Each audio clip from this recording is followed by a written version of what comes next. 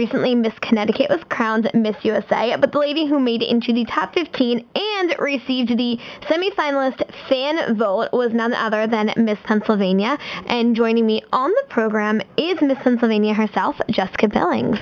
Hi, Jessica. How are you today? Good. How are you? I'm great, and thank you for coming on the program. Now, what first got you interested in the competitions and pageants like Miss Pennsylvania and Miss USA? I actually grew up when I was a little girl, and I remember watching, the princesses in the parades. But I think the big thing for me was I saw a former title holder speak about autism, and I remember it was at the state capitol, and I remember thinking, oh my goodness, that I want to be just like that someday. And so that kind of started my whole journey with pageants, which actually took me quite some time to win my state title. I think it was 6 years before I actually won. Wow, so this is something that you definitely really worked towards as a way to reach out with your voice for autism. Correct. Yep. Now, do you have a personal tie when it comes to autism, or is this something that you've always just been drawn to the cause? Definitely. I understand as a future parent the importance of, it's now 1 in 88 children who are diagnosed with autism, but I guess it hits home for me because my brother Jamie is severely autistic. So I grew up firsthand watching him and kind of, right there with him through some of his struggles, and just always knew that I was lucky to have a voice that I could, advocate, and always wanted to speak out on behalf of him. Now, speaking of your brother, I did see on your website under activism that you got to participate as a sibling control in research at the University of Minnesota.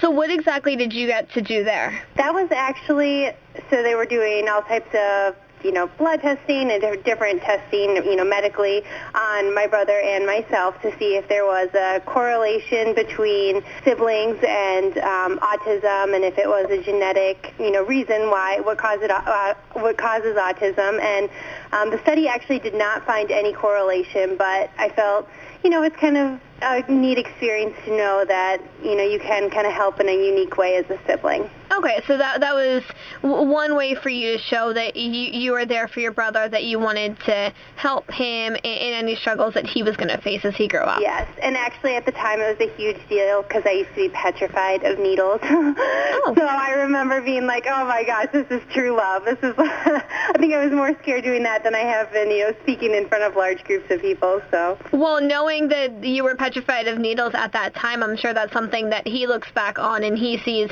your bravery, that what kept you sitting right next to him for that control was your love for him.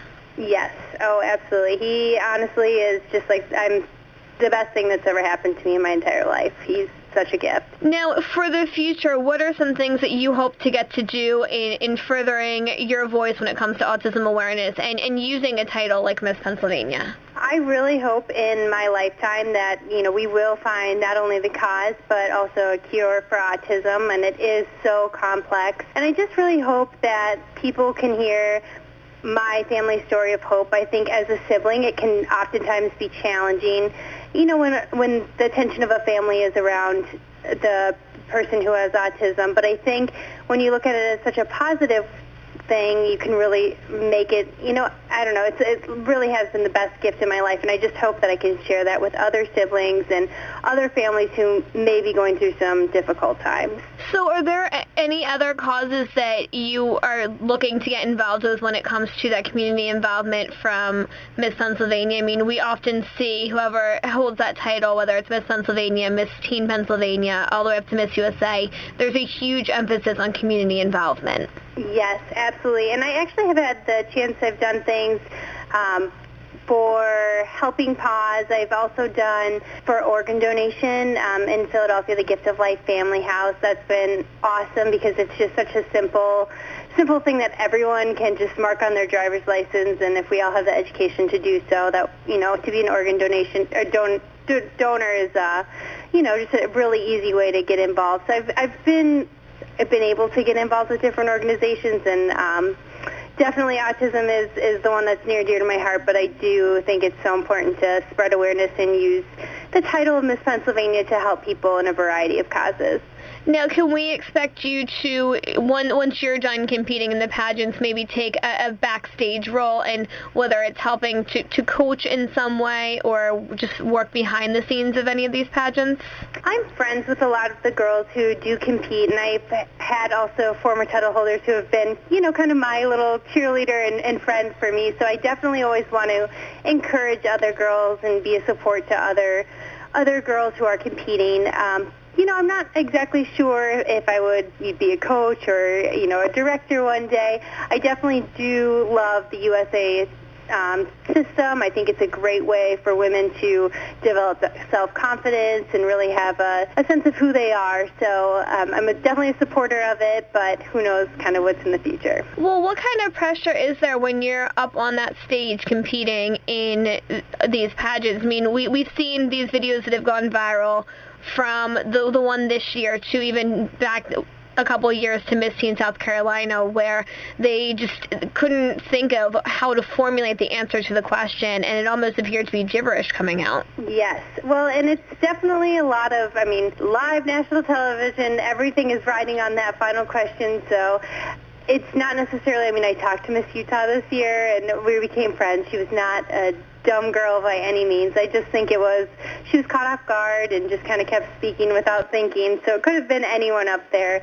But I do think it's important to prepare and to know that you are doing your absolute best, and maybe had she put herself in a situation prior where she would have had pressure and had to speak under pressure, maybe she would have felt more comfortable. So I don't know exactly what preparation she did, but I think that's always an important thing to do, is to kind of make yourself be as ready as possible. Okay. Now, for you, what were some ways that you were able to prepare yourself? Because I can imagine those questions, when they come up, you have no idea what topic you're getting. Well, when it comes to speaking in front of people, I've been pretty much comfortable my entire life. I was on speech team in high school. I actually was the Students Against Destructive Decisions National Student of the Year. So I spoke on behalf of 10,000 chapters nationwide and spoke at the state capitol, so spoke at the United Nations. So definitely public speaking I'm very comfortable with. And then when it came to current events, I really just kind of paid extra attention to the news prior to Miss USA, but I'm the type of person who I like to know what's going on, and I think it's very important to kind of know life beyond your little bubble. I'm actually a flight attendant, so I have the opportunity to travel the world and experience different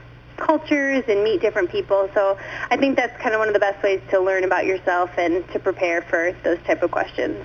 Well, I imagine that since you are very in the know when it comes to current events, and you're also a flight attendant, you've heard about what recently came out with India. So what are your thoughts on their idea with, they don't want any male flight attendants, they want skinny, pretty flight attendants, so for the weight of the plane? As a flight attendant, I can tell you right now, your number one job is safety, and it also is making sure that, for the comfort of the passengers. So I do not think that weight should be any type of weight or looks or anything like that has anything to do with the actual job. I do think it's important to be professional, and we do have a strict dress code at my company, and you are expected to wear makeup and look nice, but I definitely think it's not, it is not a beauty pageant on that plane. So okay. I think it's important how you treat people, and I think that's what people really look for in an airline. So we can definitely know that you're not going to be applying for any jobs over in India.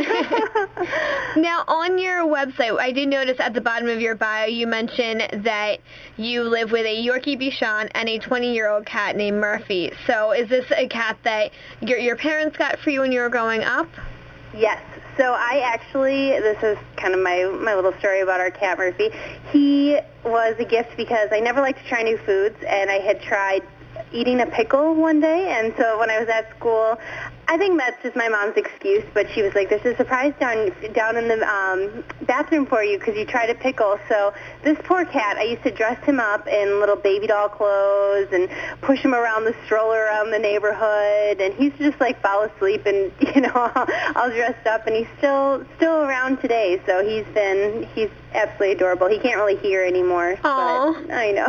He's sweet. Well, that's cute that he has such a special place in your heart, and you're able to take such great care of him. And that's really funny, the way you end up getting him, too. I know. Oh, and he actually, he used to be like the comfort cat, we used to call him. And one person would go to one room, and then another person would go to another room in the house. And we used to fake cry, and the cat used to come and purr and need you. And then the other person would fake cry, and the cat would run over and help the other one. And we can't do that anymore, like I said, because he can't hear. But we're just like, it was such a funny little gift for a cat. But I'm an animal lover for sure. Well, that is definitely a wonderful story to hear. And where can people go to stay updated with you? I mean, you're on Twitter, you're on Facebook, your website, but what's the best way to stay updated with you?